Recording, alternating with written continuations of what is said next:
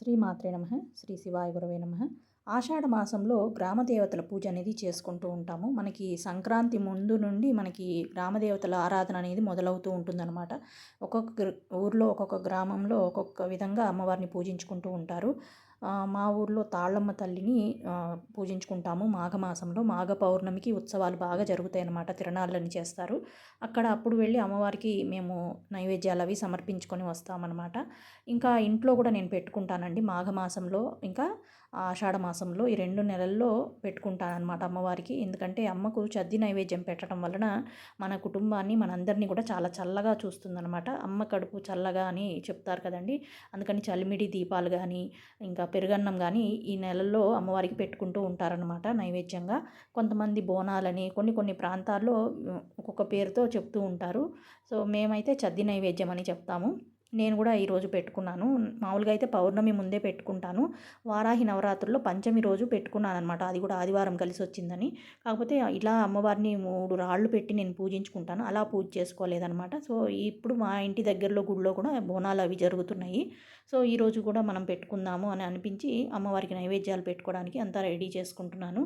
ఇంకా ముందే ఇల్లు వాకిలంతా కూడా శుభ్రం చేసుకొని చక్కగా ఇంటి ముందు ముగ్గు అది పెట్టుకొని గడపకి పసుపు కుంకుమలన్నీ రాసుకొని గుమ్మానికి కూడా వేపాకులతో ఇలా తోరణంలాగా కట్టుకున్నానమాట. కట్టుకొని ఇంకా గుమ్మానికి కొంచెం పుష్పాలతో అలంకరణ అది చేసుకొని, ఇంకా కాళ్ళకి పసుపు అది రాసుకొని స్నానం చేసుకొని వచ్చి పసుపు అది రాసుకొని ఇంకా మడి కట్టుకొని అమ్మవారికి నైవేద్యాలు రెడీ చేసుకుంటున్నానండి. పరమాన్నం కొంచెం, అసలు చాలా కొంచెంగానే చేశాను. ఎందుకంటే ఎక్కువగా కూడా ఇంట్లో ఎవరు తింటలేదు. ఈ మధ్య ఆయిల్ ఫుడ్ కానీ అంతా కూడా ఇంట్లో ఫుడ్ తినడమే అంతా మారిపోయింది. చాలా రోజుల తర్వాత మళ్ళీ ఇలా, అంటే మొన్న ఒకరోజు 16 శుక్రవారాలు పూజ చేసుకున్నప్పుడు కొంచెం ఆయిల్ ఫుడ్ అనేది చేశాను. మళ్ళీ ఇవాళ చేస్తున్నాను అనమాట. చాలా తగ్గిపోయింది ఇంట్లో ఆయిల్ ఫుడ్ తయారు చేయడం అనేదంతా కూడా. ఇంకా సరే ఇవాళ అమ్మవారికి గ్రామదేవతకు నైవేద్యం అంటే కొంచెం గారెలు అవి పెట్టుకోవాలి. ఇంకా బూరెలు కూడా చేయాలి, కానీ నేను చేయలేదనమాట. ఇంకా పరమాన్నం స్వీట్ ఎలాగో చేస్తున్నాం కదా అనేసి ఇంకా పులిహోర కొంచెము, ఇంకా పెరుగన్నంకి అన్నం కూడా పెట్టేసుకున్నాను అనమాట. చింతపండు ఉడకపెట్టుకుంటున్నాను. అన్నం, పులిహోర అన్నంకి అన్నము, మామూలుగా అన్నానికి కూడా 2 కలిపి ఒకటేసారి వండేస్తున్నాను. అన్నీ కూడా పెట్టేసుకున్నాను. ఇలా చక్కగా అమ్మవారికి ప్రసాదం చేసుకుందామని గిన్నెకి కూడా పసుపు రాసి బొట్లు పెట్టుకొని, చద్ది నైవేద్యం పెట్టే గిన్నెకును ఇంకా పొంగలి గిన్నెకి ఇట్లా పసుపు రాసుకొని పెట్టుకున్నాను అనమాట. బొట్లు పెట్టి కుంకుమ బొట్టు. ఇంకా అగ్నిదేవుడిని ఇంకా అన్నపూర్ణాదేవిని తలుచుకొని చిన్నగా స్టవ్కి పూజ చేసుకుని ధూపము ఇంకా కర్పూర హారతి చూపించి వంట అనేది మొదలుపెట్టానమాట. కొంచెం గోడ మీద కూడా కొంచెం పసుపు రాసి అమ్మవారిని అలా అక్కడ ఆవాహనం చేసుకున్నట్టుగా బొట్లు పెట్టుకున్నాను. అంటే గోడకి బొట్లు పెట్టుకుంటాం కదండి మనము, అలా పెట్టుకొని ఇంకా వంట అంతా కూడా స్టార్ట్ చేసుకున్నాను. చద్ది నైవేద్యం పెట్టేటప్పుడు మామూలుగా తోటకూర పొడికూర అని చేస్తాము, ఇంకా ముద్దపప్పు చేస్తాము, ఇంకా గారెలు, బూరెలు, ఇంకా పరమాన్నము, పులిహోర ఇవి చేసి నైవేద్యం పెట్టుకుంటాము. కొబ్బరికాయ కొట్టి నైవేద్యం పెడతాము. ఇంకా అమ్మవారికి చలిమిడి దీపారాధన కూడా చేసుకుంటే చల్లగా చూస్తుందని చలిమిడి దీపారాధనకి కొన్ని బియ్యం కడిగి ఆరబోసుకొని ఇలా ఆరిన తర్వాత గ్రైండ్ చేసుకొని ఆ జల్లెడ పట్టుకొని కొంచెం పిండి తీసి చలిమిడి కలుపుకొని పెట్టుకున్నాను అనమాట. దీపారాధన వెలిగిద్దామని అమ్మవారికి. ఇంకా వంట అంతా కూడా పులిహోర అన్నీ కూడా చేసేసుకున్నాను. గారెలు కూడా చేసుకున్నాను. ఇంకా అన్నం కూడా చల్లారిందని కొంచెం ఉప్పు వేసి పెరుగన్నం కలుపుకుంటున్నాను. ఆవు పాలు తెచ్చి తోడు వేసుకున్నానండి.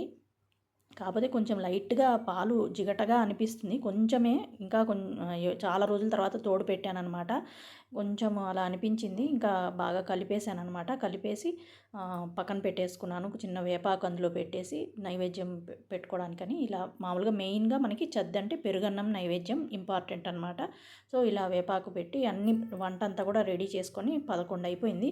ఇంకా వెళ్ళి పూజకు కూర్చున్నాను అనమాట.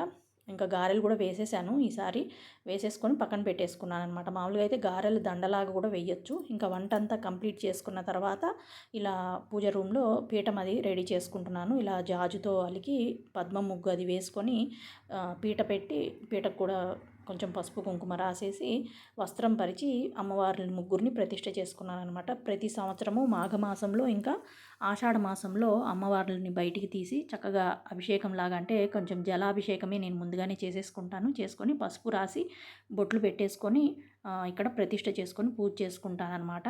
అంటే 3 రాళ్ళు, ఎందుకంటే మనము పుట్టిన ఊరు, మనం పెరిగిన ఊరు, మనం తర్వాత మ్యారేజ్ అయ్యి వచ్చిన తర్వాత మన అత్తగారి ఊరిలో ఉండే గ్రామదేవతలు ముగ్గురిని పూజించాలని అలా 3 రాళ్ళు పెట్టుకున్నాననమాట.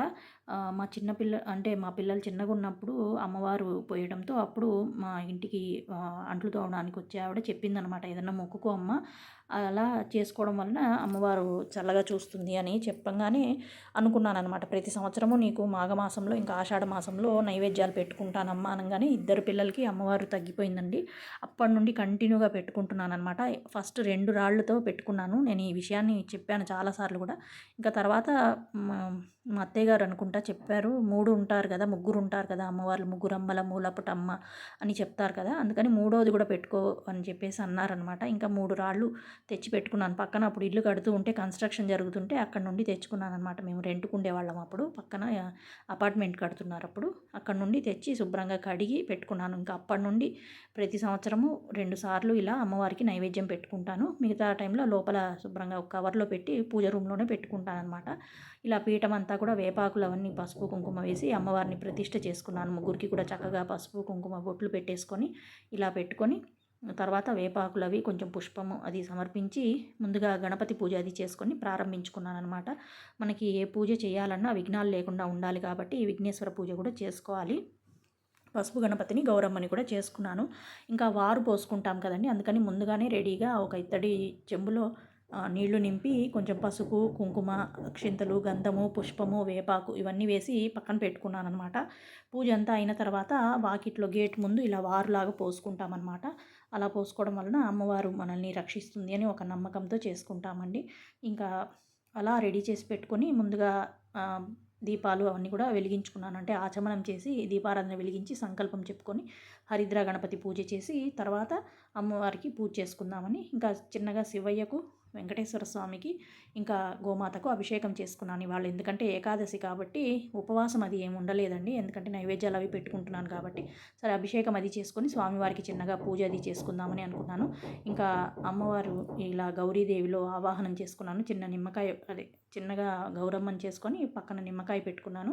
ఇంకా శివయ్యను కూడా అక్కడ పక్కన పెట్టుకొని అమ్మవారికి నా దగ్గర మంగళగౌరి పుస్తకం ఉంది కదండి, అందులో ఉన్న విధంగా పూజ అనేది చేసుకున్నాను అనమాట. పూజ చేసుకొని అమ్మవారికి అదాంగ పూజ అవన్నీ కూడా చేసుకొని చిటికెడు పసుపు కుంకుమ అది సమర్పించి అమ్మవారికి 16 ఉపచారాలతో పూజ అనేది చేసుకున్నానమాట. తర్వాత అదాంగ పూజ చేసుకున్న తర్వాత ఫస్ట్ నేను గౌరీ అష్టోత్తరం చదివేసుకున్నాను. ఎవరైనా ఒకటే కదా అమ్మవారు అని చెప్పి అనిపించింది. తర్వాత నాకు యూట్యూబ్లో సెర్చ్ చేస్తే 101 గ్రామ దేవతల పేర్లు అనేది వీడియో అనేది వచ్చిందనమాట. అది పెట్టుకొని నేను శ్రీమాత్రే నమః శ్రీమాత్రే నమః అని అనుకుంటూ ఉన్నానన్నమాట. ఇలా గ్రామ దేవతలను స్మరించుకున్నాను. ఇంకా పోతురాజును కూడా స్మరించుకున్నాను అనమాట. స్మరించుకొని తర్వాత శివయ్యకు కూడా చిన్నగా 8 నామాలతో పూజ అనేది చేసుకొని తర్వాత లలితా సహస్రనామ పారాయణం అది చేసుకున్నాను అనమాట. ఇంకా వెంకటేశ్వర స్వామికి కూడా నేను చిన్నగా పంచోపచార పూజ చేసుకొని లక్ష్మీ అష్టోత్తరము ఇంకా స్వామివారి వజ్రకవచము అది కూడా చదువుకున్నాను అనమాట. ఇంకా పూజ అంతా చేసుకొని అమ్మవారికి చిన్న దండ లలితా సహస్రం చదువుకుంటూ నేను చిన్న మాల అనేది కట్టుకున్నాను, పువ్వుల మాల. అది కూడా అమ్మవారికి సమర్పించాను. ఇంకా తాంబూలం ఎవరైనా రజిత స్త్రీకి ఇస్తే, అంటే అనాలో అనొచ్చో అనకూడదో తెలీదు, చాకలి వాళ్ళకి ఇస్తే మంచిది, చల్లగా చూస్తారు వాళ్ళకి ఇవ్వడం వలన మనకి చలువ అని చెప్పి పెద్దవాళ్ళు చెప్తారండి. ఊళ్ళో అయితే అలానే చేస్తారు. అందుకని మా అపార్ట్మెంట్లో ఉండే ఆమెకి నేను తాంబూలం ఇచ్చుకుందామని అన్నీ రెడీ చేసుకుంటున్నాను. ఆమెకి భోజనం కూడా పెట్టి ఇస్తానన్నమాట నేను. మనం ఏమేమి వండుకొని తింటామో అన్నీ కూడా ఆవిడకి ఒకళ్ళు తినేటట్టుగా పెట్టి అన్నీ ఇస్తానన్నమాట. ఎప్పుడు కూడా ఏ పండగ వచ్చినా కానీ మా ఇంట్లో పనిచేసే ఆవిడకి ఇంకా మా అపార్ట్మెంట్లో ఉండే వాచ్మెన్ ఆవిడకి కూడా ఇచ్చుకుంటానన్నమాట. ఇలా అన్నీ కూడా రెడీ చేసుకున్నాను. తాంబూలంలో ఒక బ్లౌజ్ పీసు, గాజులు ఎరుపు ఇంకా గ్రీన్ కలర్ గాజులు, కాటుక, తిలకము, రంగోలి అంటే మెహందీ కోన్ ఒకటి, ఇంకా బొట్టు బిళ్ళ ప్యాకెట్, ఇలా కొన్ని ఉంటాయి కదా సౌభాగ్య ద్రవ్యాలు, అవన్నీ కూడా పసుపు కుంకుమ, పసుపు కొమ్ము, తమలపాకులు 3, ఇంకా వక్క, పసుపు కొమ్ము ఇవన్నీ కూడా పెట్టి ఇచ్చానన్నమాట తాంబూలము ఆమెకి. ఇంకా శనగలు ఇస్తే కూడా మంచిది కదా అనేసి శనగలు కూడా పెట్టి అమ్మవారికి అది తాంబూలం ఇచ్చి ఆ తాంబూలం తీసుకెళ్ళి నేను ముత్తైదుకి ఇస్తానన్నమాట.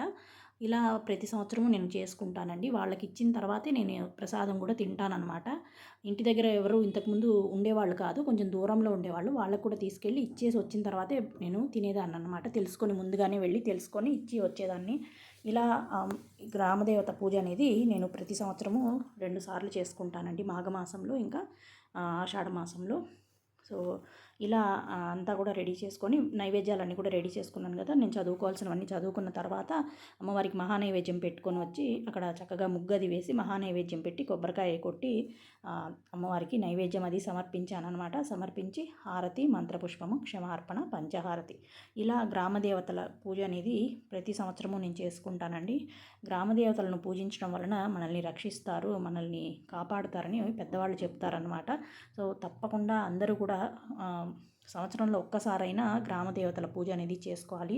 వాళ్ళ అనుగ్రహం లేకపోతే మనకి ఏది కూడా మంచిగా జరగదండి. అందుకని తప్పకుండా మనము కుదిరితే అక్కడ గుడికి మన ఊర్లో ఉండే గ్రామదేవతలను దర్శించుకొని రావడం కూడా చాలా మంచిదనమాట.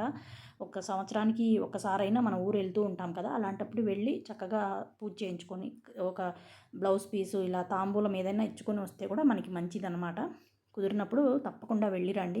గ్రామదేవతల అనుగ్రహం అనేది మనపైన తప్పకుండా ఉంటుందండి. ఇలా పూజ అంతా చేసుకున్న తర్వాత అమ్మవారికి చిటికెడు పసుపు, కుంకుమ, గంధము అవన్నీ మనం ఎట్లా ఒక ముత్తైదు వస్తే పెడతామో అలా అన్నీ కూడా అమ్మవారికి ఇస్తూ అక్షింతలు కూడా చేతిలో పట్టుకొని అమ్మవారి పాదాల దగ్గర కొన్ని వేసి మళ్ళీ నేను తల మీద వేసుకున్నాను అనమాట. ఇలా అమ్మవారికి తాంబూలం అది ఇచ్చుకొని తర్వాత వారు తీసుకెళ్ళి గేట్ దగ్గర పోసేసి వచ్చానన్నమాట. ఇంకా అమ్మవారికి ధూపం కూడా వేసుకుంటే మంచిది అంటారండి. ధూపం కూడా వేసుకున్నాను. ఇలా అన్నీ కూడా పూజ అంతా కూడా చేసుకొని నేను ఫస్ట్ కింద మా వాచ్మెన్ ఆమెకి చెప్పానమాట. రామ్మ తాంబూలం ఇస్తానంటే వచ్చింది. తనకి తాంబూలం అది ఇచ్చేసి నేను వచ్చి ప్రసాదాన్ని స్వీకరించానమాట. సో ఇలా ఆషాఢ మాసంలో అమ్మవారి పూజ అనేది నేను చేసుకున్నానండి. మీరందరూ కూడా చేసుకొని అమ్మవారిని చక్కగా పూజించుకొని ఉంటారని అనుకుంటున్నాను. ఇంకా నేను గుడికి అది వెళ్ళనండి. కొన్ని చోట్ల బలులు అవి ఇస్తూ ఉంటారు కాబట్టి నాకు అంత ఇదిగా అనిపిస్తుంది, వెళ్ళి చూడాలని అనిపించదు గుడిలో. ఇంకా ముందు రోజు కానీ తర్వాత కానీ వెళ్ళి అమ్మవారిని దర్శించుకొని వస్తానన్నమాట. ఎలాగో శనివారం రోజు నేను వెళ్ళి గుడికి వెళ్ళి అమ్మవారిని దర్శించుకొని వచ్చాను. సో ఇలా నేనైతే ఆషాఢ మాసంలో అమ్మవారికి చద్ది నైవేద్యం అది పెట్టుకున్నానమాట. ఇదండి ఆషాఢ మాసంలో అమ్మవారికి నేను పెట్టుకున్న చద్ది నైవేద్యం video.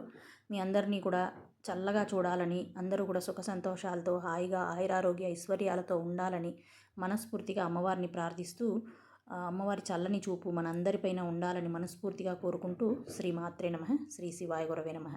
Thank you very much. Please subscribe.